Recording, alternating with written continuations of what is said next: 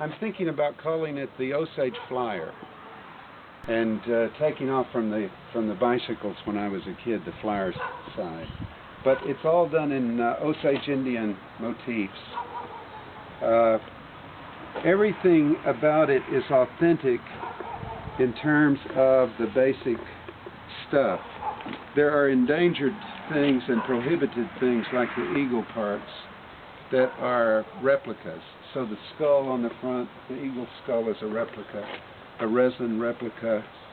The feathers are turkey painted to look like eagle feathers from the immature golden eagle. They love those, and they were symbolic when they would have an exploit.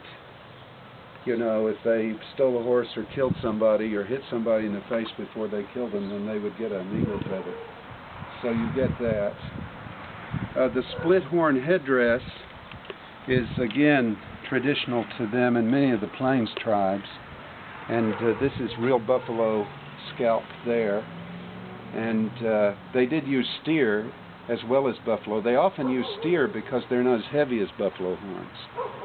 And so it made it useful for them. It's elk hide and buckskin, real buckskin and real elk skin.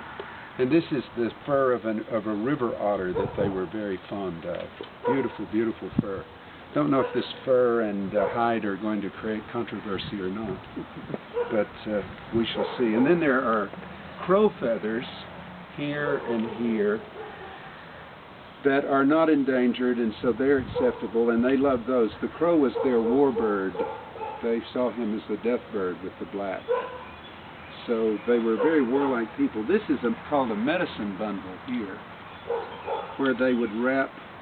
This has juniper and crow feathers, and then beaver chewed sticks from the Missouri River down here, where the beavers have stripped those.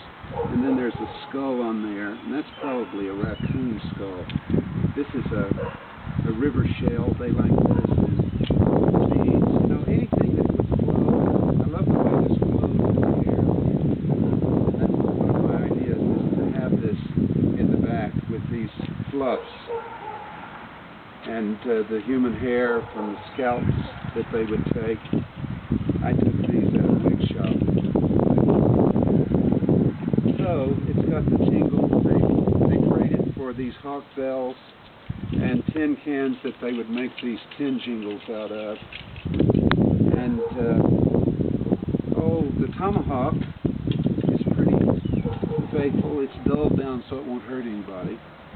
And then there is a knife on this side, Tom, that's made in a buckskin or a rawhide. This is rawhide, very hard, and I have it secured so it can't be taken out.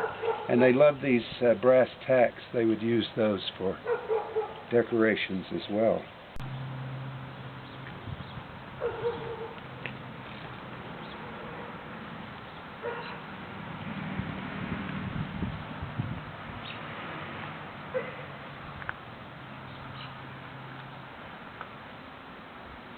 Oh, and there are some replica grizzly bear claws on here too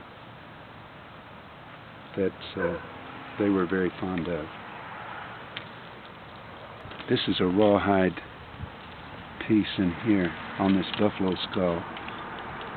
So how did you decide to go with the Osage Indian Well, motif? I've always been fascinated with this, with Plains Indian culture and art. Mm-hmm. I think their art was just glorious.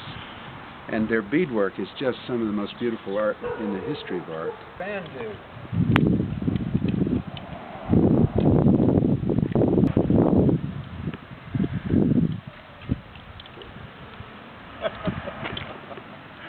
I have to check this seat.